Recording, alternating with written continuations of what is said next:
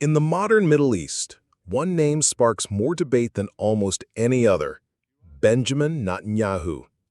Our world is in upheaval. In the Middle East, Iran's axis of terror confronts America, Israel, To and our some, he Arab is friends. Israel's strongest protector, a man who vows to safeguard his nation at all costs. To others, he is a ruthless leader, accused of perpetuating endless conflict and presiding over the deaths of thousands of civilians in Gaza. But who really is Netanyahu? Where did he come from? How did he rise to power? And why is his leadership so deeply tied to war and controversy? Early life and birth. Benjamin Bibi Netanyahu was born on October 21, 1949, in Tel Aviv, just 1 year after the creation of the State of Israel. He grew up in a household steeped in Zionist ideology. His father, Benzion Netanyahu, was a historian and ardent Zionist who instilled in him a worldview centered on Jewish survival and strength in a hostile region. When Netanyahu was still young, his family moved to the United States, where he would later spend much of his education and formative years. Education and military service. Netanyahu's education was international.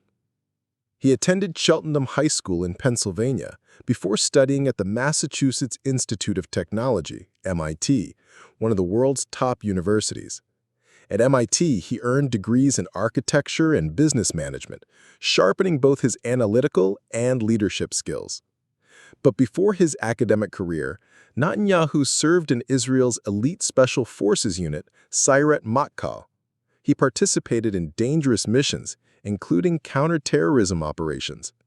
His older brother, Yonatan Netanyahu, became a national hero after being killed during the famous Entebbe rescue operation in 1976.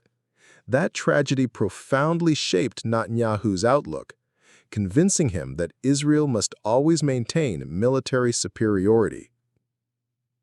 Political career.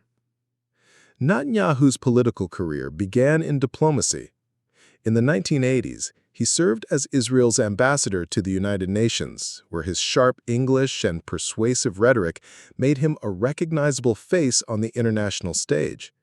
By 1996, at just 46 years old, Netanyahu became Israel's youngest ever prime minister. Over the following decades, he would hold power longer than anyone else in Israel's history, with multiple terms across the 1990s, 2000s, and 2010s.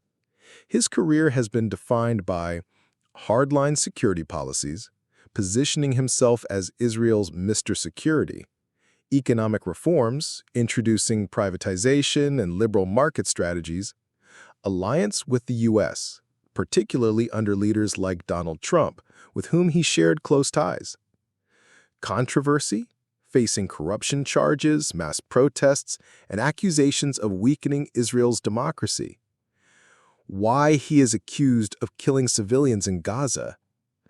One of the most painful and controversial aspects of Netanyahu's leadership is his handling of the Israeli-Palestinian conflict, especially Gaza. Critics say Netanyahu's military strategies, especially during wars with Hamas, have led to massive civilian casualties. Israel argues that Hamas embeds itself among civilians, using schools, hospitals, and neighborhoods as shields, making civilian deaths unavoidable in military operations.